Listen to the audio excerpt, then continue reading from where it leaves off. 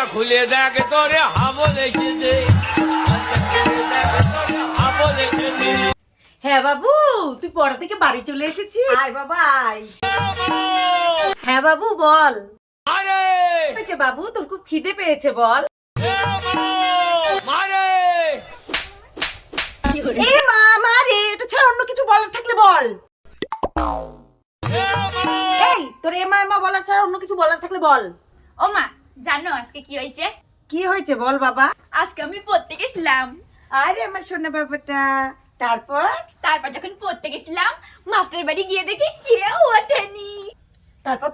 তারপর গিয়ে দেখি মাস্টার ওর বউকে জড়িয়ে ধরে ঘুমিয়ে আছে। এরকম বলতে নেই বাবা, তুমি পড়াশোনায় মন দাও। তারপরে কি হলো?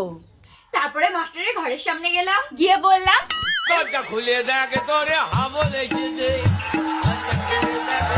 হাবল এসেছে। এই তোকে বলেছি না তুই এরকম বলবি না। ঠিক আছে। ও মা শোনো না। হ্যাঁ বল।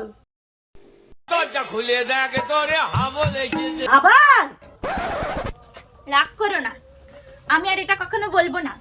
এমনি আজকে পড়ার থেকে আসার সময় কি হয়েছে তুমি জানো? কি হয়েছে বল বাবা। পড়ার থেকে আসার পরে আমি লুকিয়ে লুকিয়ে আমাদের বাড়ির পেছনে আসলাম। তারপর বাড়ির সামনে এসে বললাম মারে মা, দরজা খুলে দেখ তোরে হাবল এসেছে, হাবল এসেছে।